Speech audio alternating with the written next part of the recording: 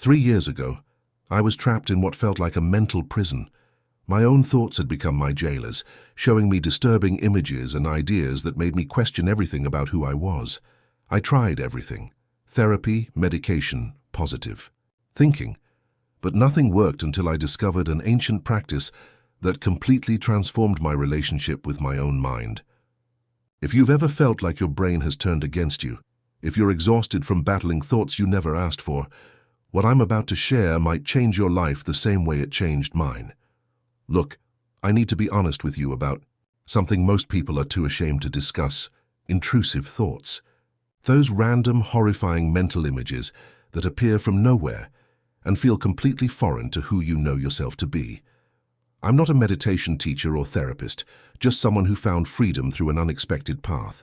But if you're sitting there feeling like a prisoner in your own mind, maybe this will help you find the key to your cell. So here's how my journey into mental hell began.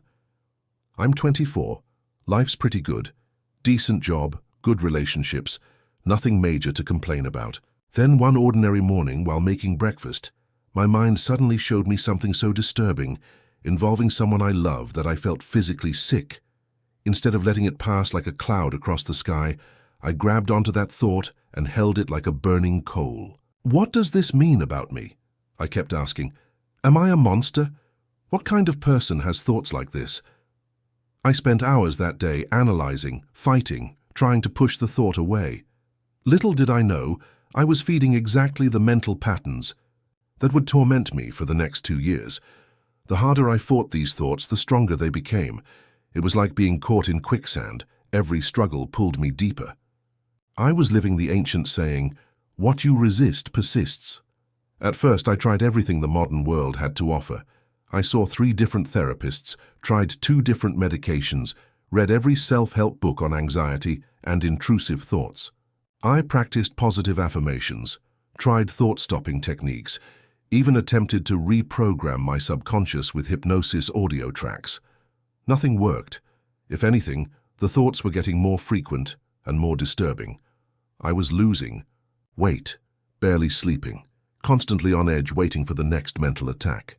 My relationships were suffering because I was so consumed with monitoring my own thoughts that I couldn't be present with anyone. I remember one particularly dark night, sitting on my bathroom floor at 3 a.m., crying because I was convinced I was going insane. I had spent the entire day having intrusive thoughts about harming people I loved, and no amount of logical analysis could make them stop. I felt like I was living in hell, trapped inside my own mind with no way out. That's when my life took an unexpected turn. My neighbor, an elderly woman named Mrs. Chen, who I'd barely spoken to, knocked on my door one evening. She could see I was struggling and invited me to join her for tea. I was so desperate for any kind of human connection that I said yes. Mrs. Chen had been practicing Buddhism for over 40 years. She didn't know about my specific struggles, but something about my energy must have told her I was suffering deeply. As we sat drinking jasmine tea, she began sharing stories about her own journey through dark periods of her life. "The mind is like a wild monkey," she said, using an ancient Buddhist metaphor. "It jumps from branch to branch, never still, always creating chaos. But underneath the monkey mind is something vast and peaceful, your true nature. The monkey can jump all it wants, but it cannot disturb the sky." I didn't understand what she meant at first, but something about her calm presence and gentle wisdom made me want to learn more. She offered to teach me basic meditation, and honestly, I was so desperate I would have tried anything. Now here's what nobody tells you about the nature of mind, something Buddhist teachers have understood for over 2,500 years. Your consciousness is like a vast sky, and thoughts are like clouds passing through. Most of us make the mistake of thinking we are the clouds, when really we're the unchanging sky itself. The Buddha taught that suffering comes not from the first arrow, the initial unpleasant experience, but from the second arrow we shoot at ourselves. The first arrow might be an intrusive thought. The second arrow is our resistance, our judgment, our desperate attempts to make it go away. I was shooting myself with the second arrow over and over, creating layer upon layer of unnecessary suffering. Mrs. Chen taught me my first meditation technique, simply watching the breath. Don't try to change anything, she said. Just observe. When thoughts come once, and they will come, simply notice them and return to the breath. Think of thoughts as visitors knocking at your door. You don't have to invite them in for tea, but you don't have to fight them either. Just acknowledge them and let them pass by. The first time I tried this, it was chaos. My mind was like a tornado of disturbing thoughts, worries, and mental chatter. But Mrs. Chen had prepared me for this. This is normal, she assured me. You're not trying to stop thoughts. You're learning to change your relationship with them. Everything changed when I discovered the practice of mindful observation. Instead of being the victim of my thoughts, I learned to become the witness. In meditation, we call this developing observer consciousness, the ability to watch the contents of your mind without getting swept away by them. Picture this. You're sitting by a river, watching leaves float by on the current. Some leaves are beautiful, some are ugly, some are covered in mud. But you don't jump into the river to chase the pretty ones or try to stop the ugly ones. You simply observe them all flowing past. This is how I learned to relate to my intrusive thoughts. Instead of fighting them or analyzing what they meant, I started practicing what I call mindful acknowledgement. I notice a disturbing thought has appeared. I see you, thought. You can be here, but you don't define me. The process wasn't immediate or easy. For weeks, I would sit in meditation and feel overwhelmed by the volume of disturbing mental content. But Mrs. Chen kept encouraging me to simply observe without judgment. You are learning to be like the mountain, she would say. Weather comes and goes, rain, snow, sunshine, storms, but the mountain remains unmoved. The Buddhist concept of non-attachment became my lifeline. Non-attachment doesn't mean not caring, it means not clinging, not identifying with every mental event that arises in consciousness. I began to understand that thoughts are just mental formations, like bubbles arising and popping in water. They have no more substantial reality than that. I started each day with a simple meditation practice, just 5 minutes at first, then gradually extending to 20 minutes of watching my breath, observing whatever thoughts arose without judgment.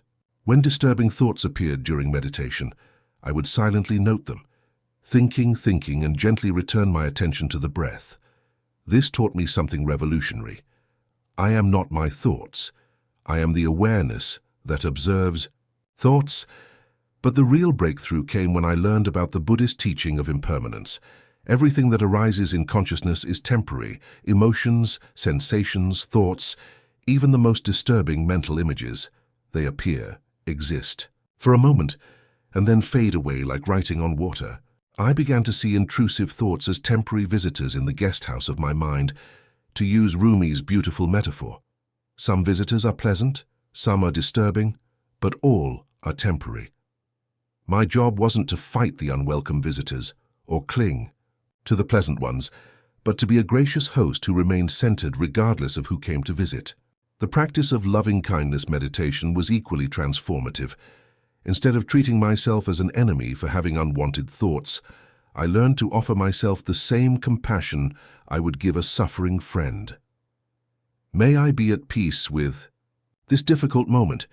May I treat myself with kindness. May I remember that this too shall pass. I would sit in meditation and literally send love to my own troubled mind. May I be happy. May I be peaceful. May I be free from suffering. At first it felt forced and artificial, but gradually I began to feel genuine warmth and compassion for my own struggling psyche. Buddhism teaches that our thoughts are impermanent. They arise, they exist for a moment, and they pass away. Nothing about them is solid or lasting. When I truly understood this impermanence, intrusive thoughts lost their power to terrify me. They became like clouds in the sky of consciousness, temporary formations that could not touch the vast blue space itself. I began practicing what's called noting meditation. When an intrusive thought appeared, instead of fighting it, I would simply note intrusive thought and return to whatever I was doing. No drama, no analysis, just gentle acknowledgement and letting go. Mrs. Chen taught me to think of this practice like training a puppy. When the puppy wanders off the path, you don't scream at it or punish it. You gently call it back. Come here, puppy. When my mind wandered into disturbing territory, I would gently call it back. Come back to the breath, come back to the present moment. The mindfulness approach taught me to treat thoughts like weather patterns. You don't get upset at rain for being wet or snow for being cold. They're just natural phenomena. Similarly, intrusive thoughts are just mental weather passing through the sky of consciousness. If this message resonates with you, and you're seeking more moments of peace and insight, don't forget to like the video and subscribe for daily reflections rooted in ancient wisdom and modern clarity. This was radically different from everything I had tried before. Instead of fighting my thoughts or trying to understand them, I was learning to create space around them. In that space, I found peace. After months of daily practice, something beautiful began to happen. The thoughts were still there sometimes, but they felt like distant background noise. I had learned to rest in the space of awareness itself, unshaken by whatever temporary contents appeared in that space. The ancient Zen saying became my reality. You are the sky, everything else is just weather. One of the most profound realizations came during a meditation retreat that Mrs. Chen had recommended. Sitting in silence for hours each day, I watched thousands of thoughts arise and pass away. I saw clearly that consciousness is like a mirror. It reflects everything without being changed by anything it reflects.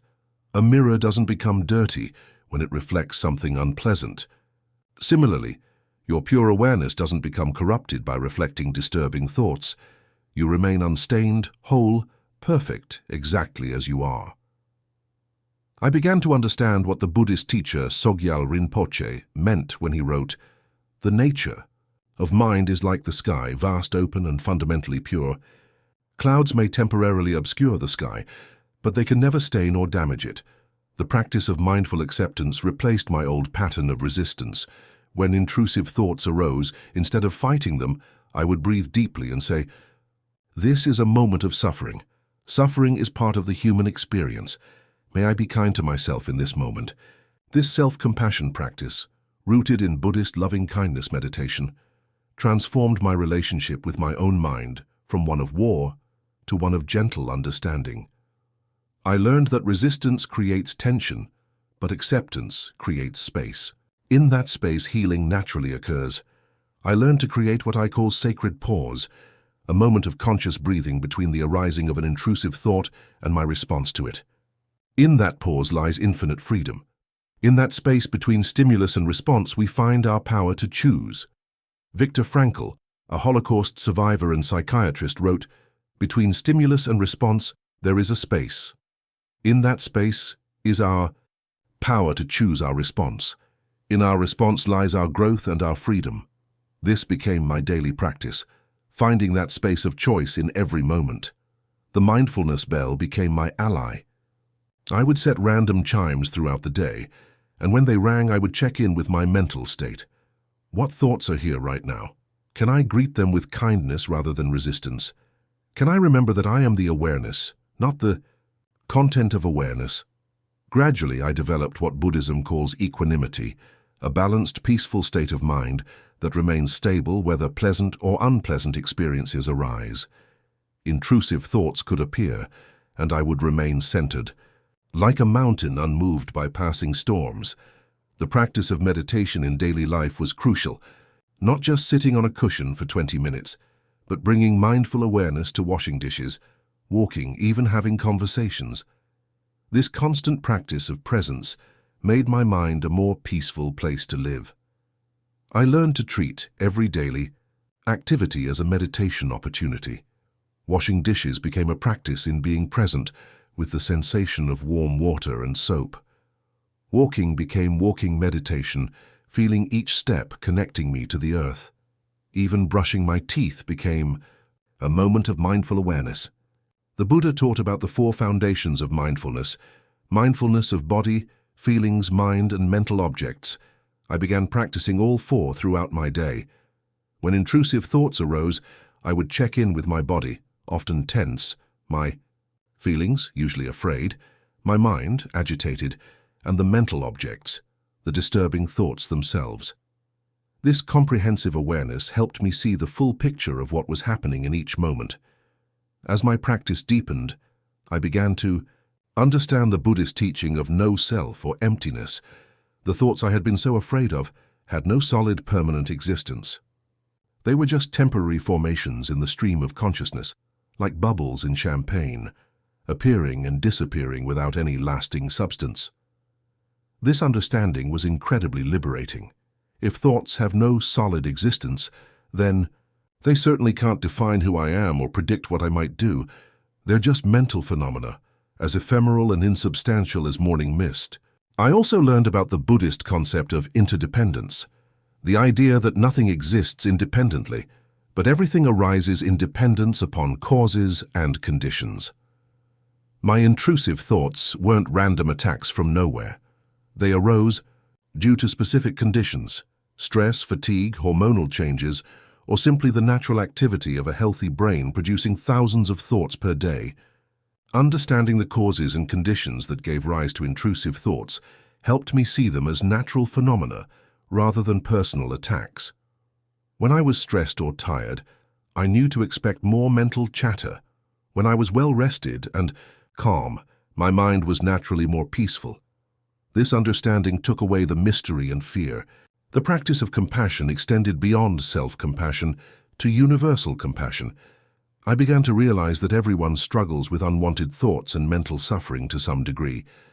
The executive in the expensive suit might be battling the same kinds of intrusive thoughts I was. The confident-seeming cashier at the grocery store might be struggling with mental chaos just like me. This universal understanding of human suffering, which Buddhism calls recognizing our shared humanity, made me feel less isolated and more connected to others. My struggle wasn't a personal failing, it was part of the human experience. Mrs. Chen introduced me to the concept of Buddha nature, the idea that underneath all the mental chaos and suffering, every being has an inherent nature that is pure, wise, and compassionate. This true nature is never damaged by any thought or experience. It's like gold buried under mud. The mud can cover it temporarily, but it cannot change the essential nature of the gold. Learning about Buddha nature was transformative. It meant that no matter how disturbing my thoughts became, my essential nature remained untouched and perfect. I wasn't broken or damaged. I was just temporarily covered by mental mud that could be washed away through practice. The meditation practice taught me to distinguish between the thinker and the thoughts. For years I had believed I was my thoughts. If I had a violent thought, I was violent. If I had a disturbing thought, I was disturbed. But meditation showed me that there's a fundamental awareness that witnesses all thoughts without being affected by any of them. This witness consciousness, what some traditions call the observer self, became my refuge. No matter what mental storm was raging, I could always find this still point of awareness that remained calm and undisturbed. It was like finding an underground shelter during a tornado. The storm could rage overhead, but I was safe in the depths of my being. I learned to ask myself, who is aware of this thought? Who is noticing this mental activity? The answer was always the same, this fundamental awareness that couldn't be disturbed by any content it witnessed. The practice also taught me about the difference between pain and suffering. The Buddha taught that pain is inevitable. It's part of being human, but suffering is optional. It's what we add to pain through our resistance, our stories, our desperate attempts to avoid or escape discomfort. Intrusive thoughts might cause initial discomfort, pain, but my resistance, analysis, and fear were creating the real suffering. When I learned to experience the discomfort without adding the story of what it meant about me, the suffering dissolved naturally. I discovered the power of mantras, sacred phrases that could redirect my mind when it started spiraling. Mrs. Chen taught me simple phrases like, "May I be at peace," or "This too shall pass," or simply, breathing in, I know I am breathing in. Breathing out, I smile. These mantras gave my mind something wholesome to focus on, instead of getting caught in loops of disturbing thoughts. They were like anchors I could drop into the ocean of consciousness when the waves got rough. The practice of mindful breathing became my most reliable tool. Whenever intrusive thoughts appeared, I would immediately shift my attention to my breath. Not forcefully, but gently, like guiding a child's attention to something more interesting than what was upsetting them. The breath became my teacher. It showed me impermanence, each breath comes and goes. Interdependence, breath connects me to all life. And presence, breath is always available in this moment. When I was connected to my breath, I was connected to peace. I learned about the IGZ Buddhist concept of skillful means, choosing responses that lead to greater peace and wisdom rather than more suffering. When faced with an intrusive thought, I had choices. I could fight it, unskillful; analyze it, unskillful; believe it, unskillful; or simply observe it with compassion, skillful. This framework of skillful versus unskillful responses gave me practical guidance in every moment. Instead of asking, "What does this thought mean?" I began asking, "What response would lead to greater peace?" The answer was always the same: gentle. Awareness, compassionate acceptance, and returning attention to what truly mattered: my breath, my values, the present moment. As months turned into years, I began to experience what the Zen tradition calls ordinary mind, a state where enlightenment isn't some special condition you achieve, but simply the natural peace of not fighting with reality. Intrusive thoughts could appear, and it was just ordinary mental weather. Nothing special, nothing terrible, just part of the passing show of consciousness. Here's what my life looks like now, 3 years into this journey. I still get intrusive thoughts sometimes. The difference is they feel about as significant as noticing a car drive by outside my window. Just another passing phenomenon in the endless flow of consciousness. Last week, one of those old familiar disturbing thoughts appeared while I was cooking dinner. Instead of the old panic response, I simply smiled and said, "Hello, old friend," and continued chopping vegetables. The thought dissolved like sugar in water. This isn't about becoming emotionally numb or spiritually bypassing difficult experiences.